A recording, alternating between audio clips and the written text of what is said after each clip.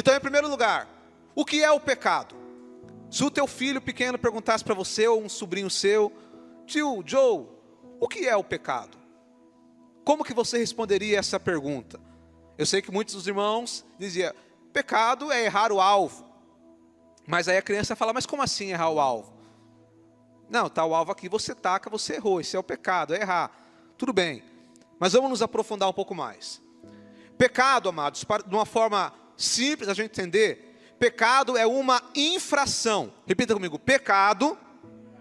Não, mais alto, irmãos, hoje que tem um bom número, para nós aqui hoje é uma multidão, irmãos, esse número que está aqui, entendeu?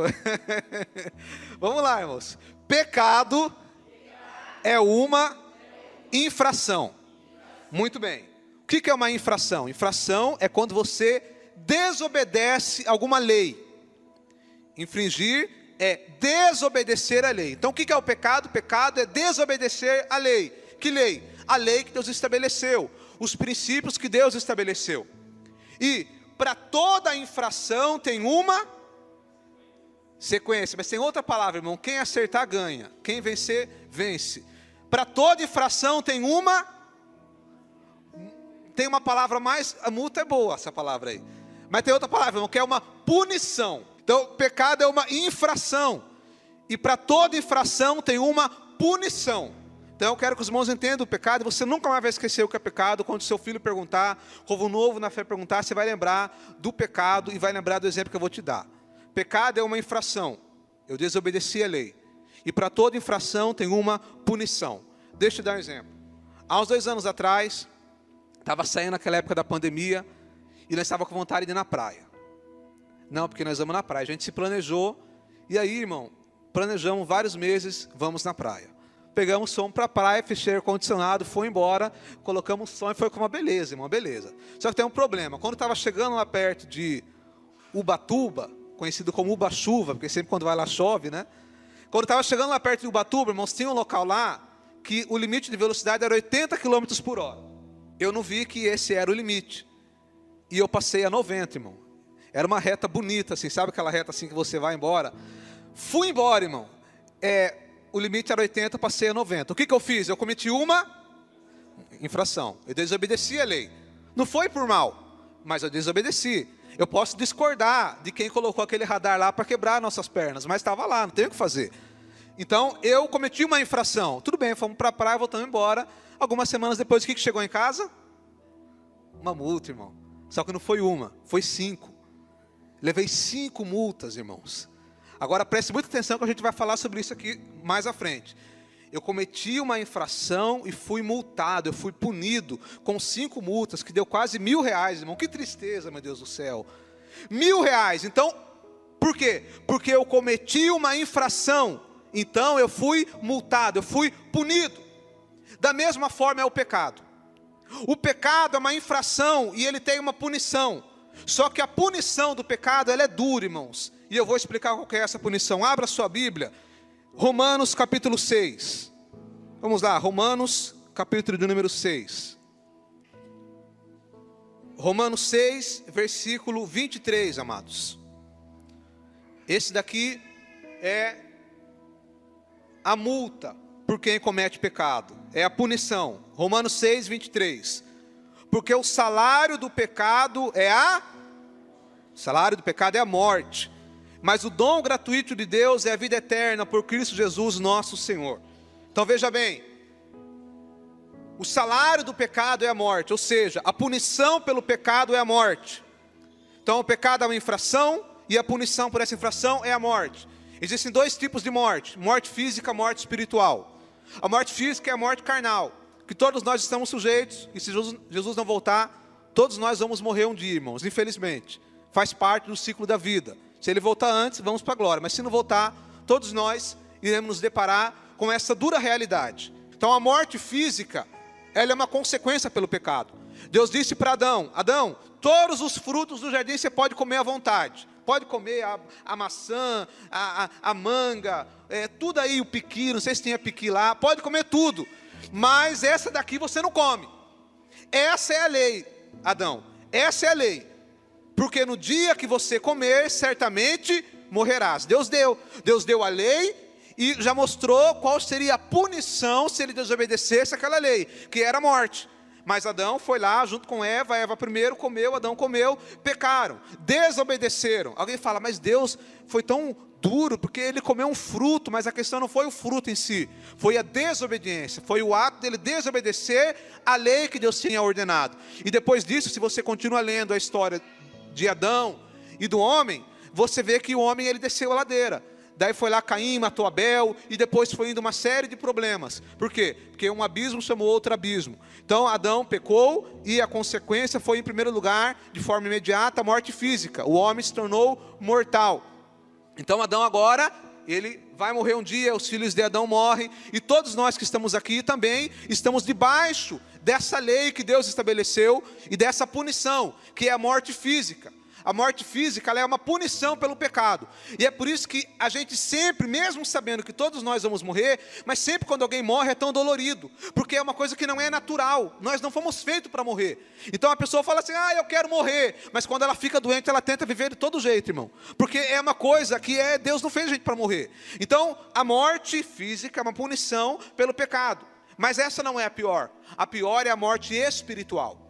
Porque a morte espiritual é a separação permanente entre o homem e Deus. A morte espiritual é a separação permanente e irreversível entre o homem e Deus.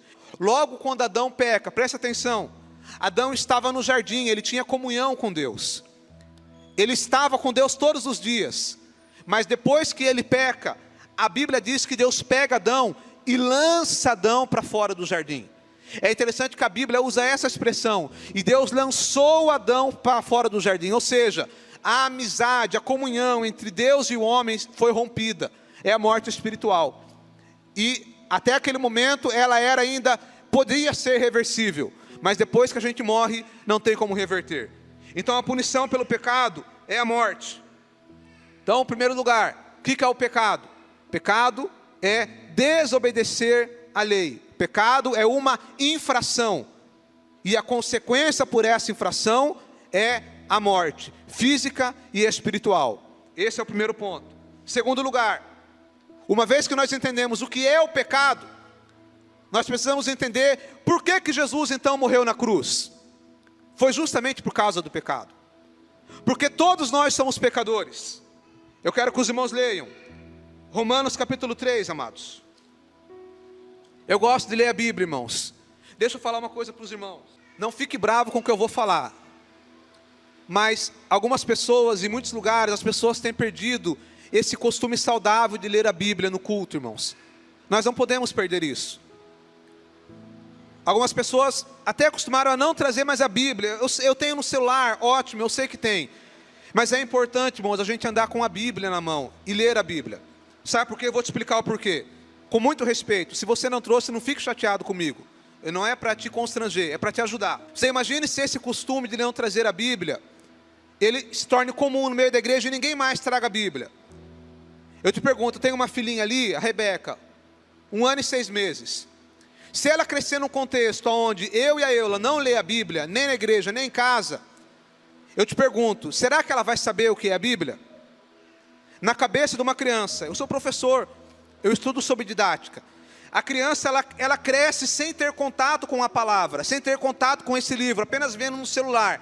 A Bíblia, na cabeça da criança, vai ser uma mensagem como qualquer outra. Então, quando a gente abre a Bíblia, anda com a Bíblia, a gente está ensinando nossos filhos a entender que a Bíblia é um livro. E não é qualquer livro, é o livro dos livros, porque a Bíblia é sagrada. E é um livro que foi escrito por homens de Deus, inspirados pelo Espírito de Deus. Então é importante que a gente abra a Bíblia, e eu incentivo os irmãos a sempre durante a mensagem ler a Bíblia, porque a Bíblia diz que os crentes de Bereia foram mais sábios, porque eles conferiam nas Escrituras tudo que Paulo falava. Então isso é uma coisa saudável. Vamos lá então, irmãos, Romanos, capítulo de número 3, versículo 23, veja o que a Bíblia diz: porque todos pecaram e destituídos estão da glória de Deus. Lembra que eu falei que o pecado é uma infração, que tem uma punição, que é a morte? E agora eu estou mostrando que todos nós, todos aqui, sem exceção, somos pecadores. E se nós somos pecadores, nós estávamos debaixo dessa sentença. Nós teríamos que pagar esse preço, que é a morte. E interessante, irmãos, é que quando eu fui lá e levei a multa, foi um valor alto, quase R$1.000. Mas eu fui lá, parcelei e paguei. Só que a multa pelo pecado, ela é impagável. Não tem como pagar. Agora pegou a chuva, irmãos. Vai incomodar um pouco, mas vai dando glória, faz parte. A multa pelo pecado, ela é impagável. Então nós estávamos em débito, com um débito que não tinha como pagar. Nós somos pecadores. E o nosso pecado gerava uma sentença, uma multa, um preço, que nós não tínhamos como pagar. E lá na antiguidade, quando você tinha uma dívida que era impagável, você se tornava um escravo. Você se tornava escravo daquele ao qual você tinha um débito. Então outra hora, eu e você éramos escravos do pecado. Porque a nossa multa, o nosso débito, ele era muito caro para ser pago. Nós estávamos escravos do pecado. E ainda tem pessoas que estão escravos do vício, da bebida, das drogas. Tantas coisas que a pessoa está escravizada pelo pecado. Por causa que é uma multa, é um preço que não tem como pagar. Mas aí Jesus olhou do céu e disse: essa dívida é sua. Foi você que pecou, mas eu vou pagar a sua dívida. Eu vou pagar o preço. E é por isso que Jesus morreu na cruz. Porque era para mim e para você estar lá. Porque a nossa dívida era impagável. Mas Ele pagou um preço e nos libertou. E hoje nós somos livres da condenação do pecado.